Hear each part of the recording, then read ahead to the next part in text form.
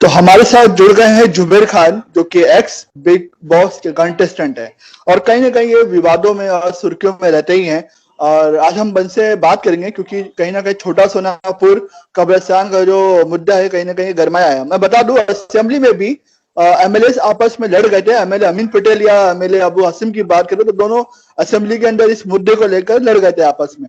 तो हम बात करेंगे जुबेर खान से, क्योंकि जुबेर खान से क्या कहना है इस मुद्दे को लेकर। जुबेर खान भाई, क्या कहेंगे आप इस मुद्दे को लेकर?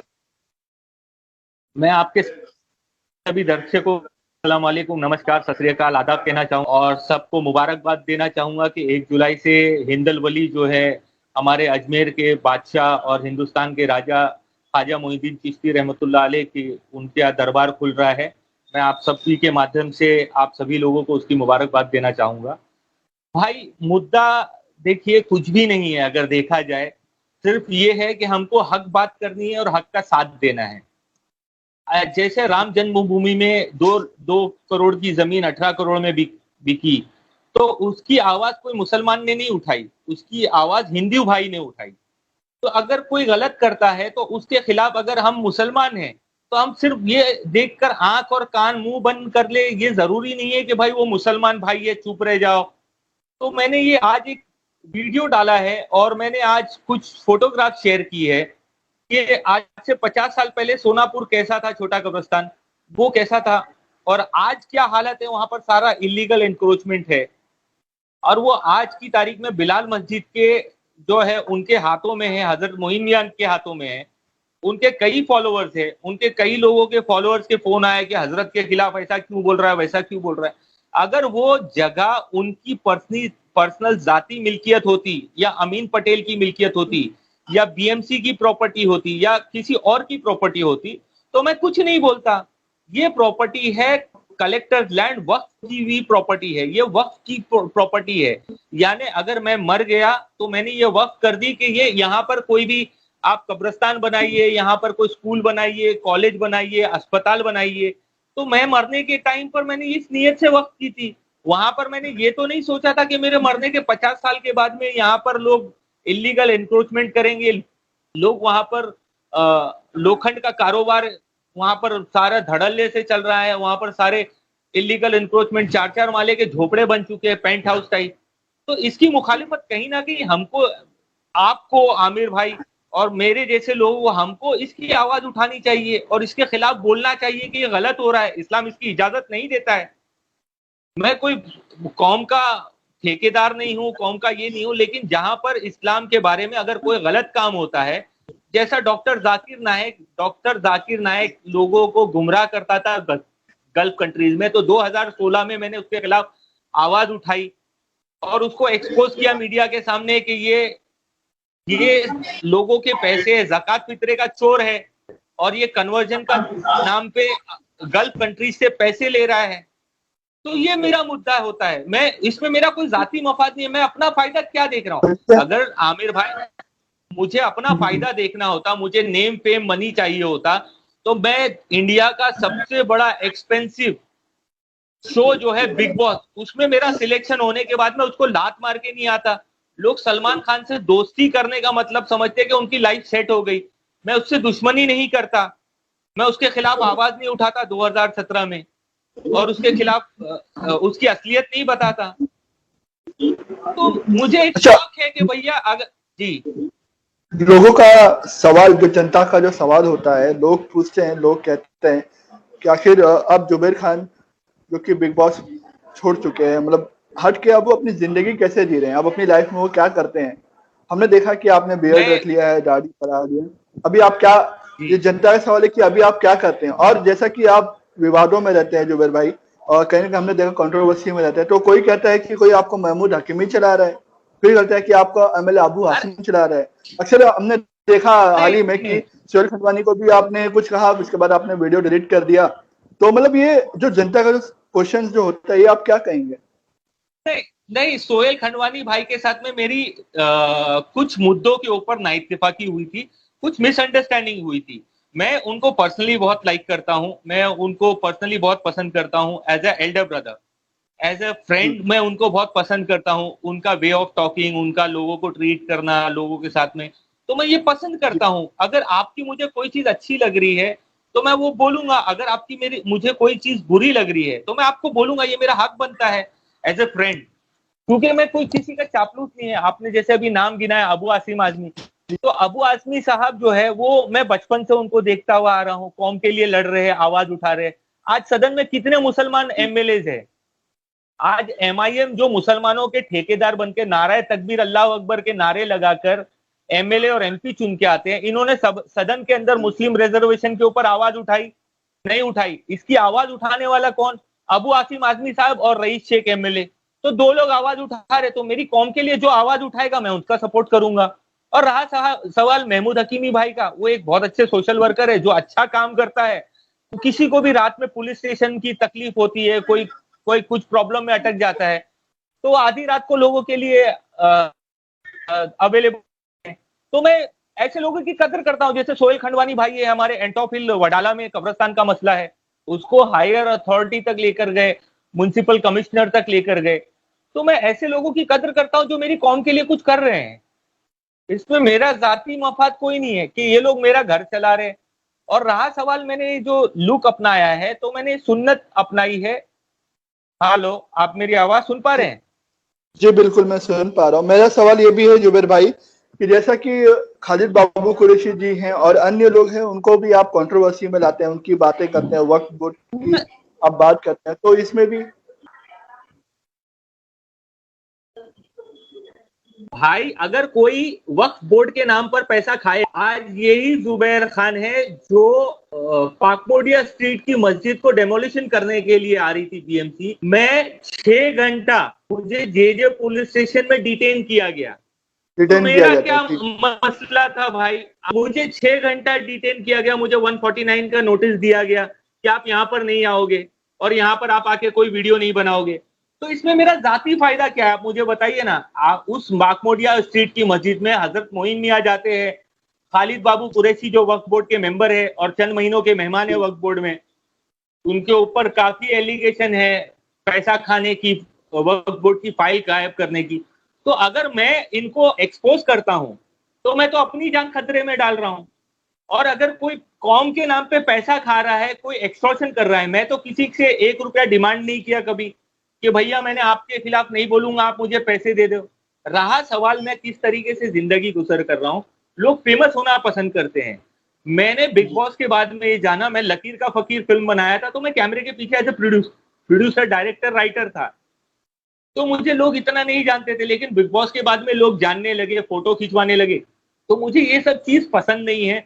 तो मैंने दाढ़ी रख ली, अच्छा, बाल अब बढ़ा लिए, अगर जुल्फे रख अगर मैं ली। लकीर के फकीर के मूवी की बात करूं, उसमें जो एक्टर हैं एजाज खान, उसको भी लेकर जी आपको कहीं ना कहीं विवाद है। आप उसको भी आपके वीडियो में मैंने सुना हो, कहीं आप उसको लुक्खा कहते हैं, कभी कुछ कहते हैं, तो आखिर ये क्या वजह है सब कहने की एजाज खान को?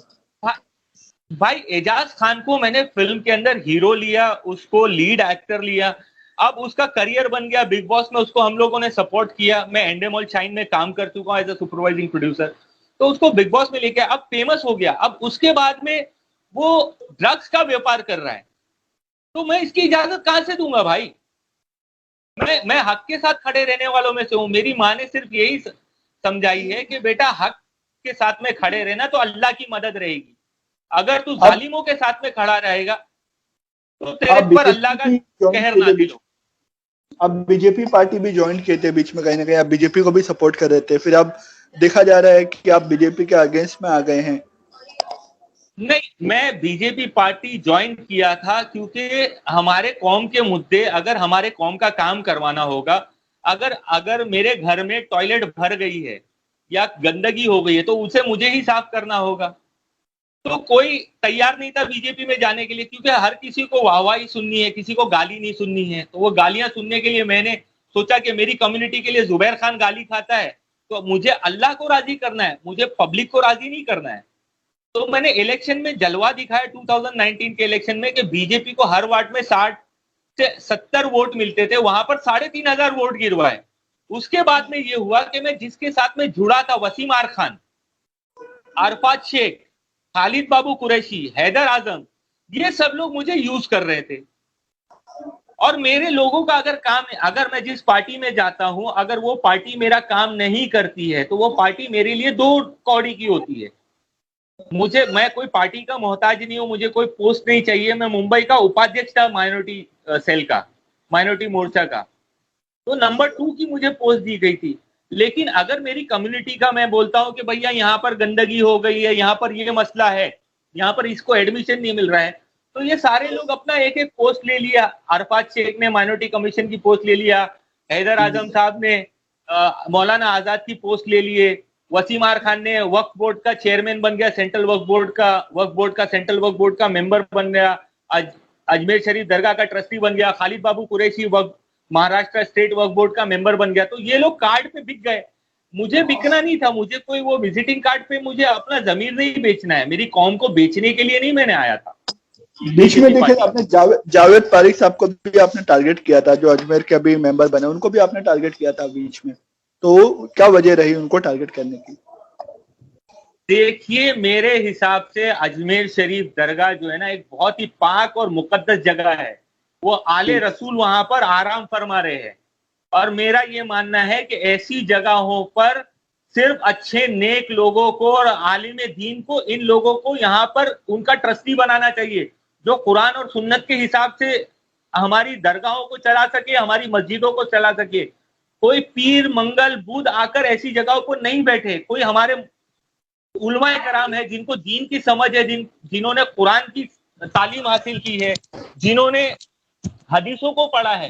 तो मेरी सिर्फ यही ये थी कि भैया ऐसी आप पोस्ट मिलती है, आप गवर्नमेंट में लॉबिंग कीजिए। आमिर भाई, आप भी जर्नलिज्म का पार्ट रहे हो कई सालों से, और आप ग्राउंड से जुड़े हुए पत्रकार रहे हो। आप कोई न्यूज एंकर नहीं हो कि स्टूडियो में बैठे हो, आपको बाहर क्या हो रहा है पता नहीं। तो एक लॉबी होती है, ये लॉबिंग की जाती है, और इस तरीके से लोग अपने आदमियों को वहां पर बिठाते हैं।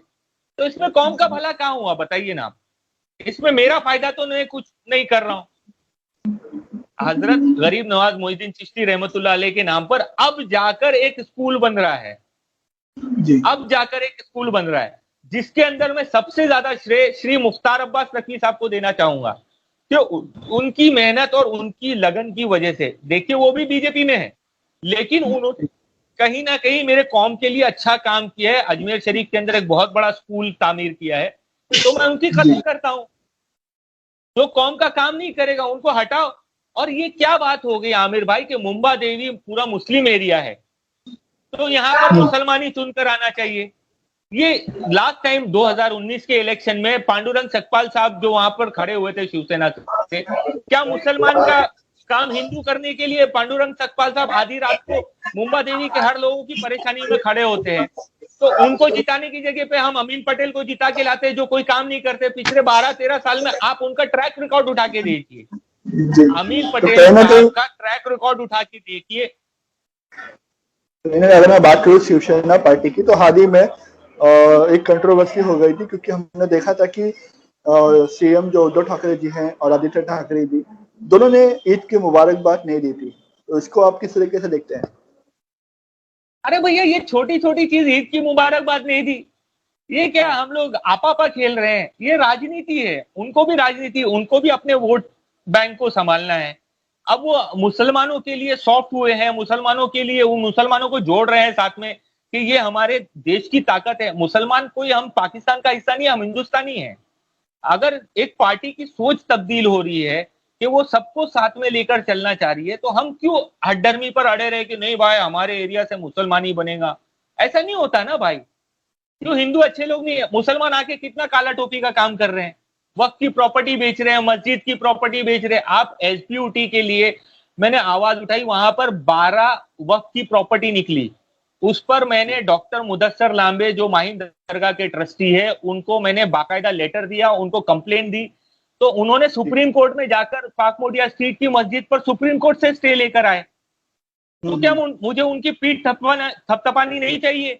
उनकी पीठ हमारी पूरी कौम को थपथपानी चाहिए। माहिम के कुछ गिने चुने लोग हैं जो हफ्ता वसूली करते हैं। मैं नाम लेना चाहूंगा, जुबैर कुरैशी नाम का एक बंदा है जो सोहेल खंडवानी भाई से हफ्ता वसूली मांगता है, जो डॉक्टर मुदस्सर से हफ्ता वसूली मांगता है, माहिम दरगाह ट्रस्ट के पैसे मांगता है, और जितनी भी माही की खाऊ गली है, उसने लास्ट वीक मेरे ऊपर FIR करवाई, तमाचा करवाया। मैंने उसको सिर्फ ये कहा था अपनी वीडियो में कि तुझे थप्पड़ मारूंगा, तेरे कान चेक करूंगा।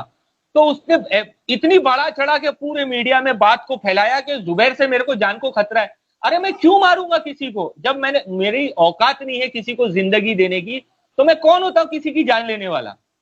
बिल्कुल ठीक है, तो चलिए लोग जुबेर मेरे भाई, नाम से बहुत बहुत शुक्रिया जुबेर भाई, आपने अपनी बात इतनी रखी और आपने छोटा सोनापुर मुद्दे को लेकर बात करी और जनता को जो सवाल, शुक्रिया ज्वाइन होने के लिए, हमारे साथ जुड़ने के लिए आमिर खान।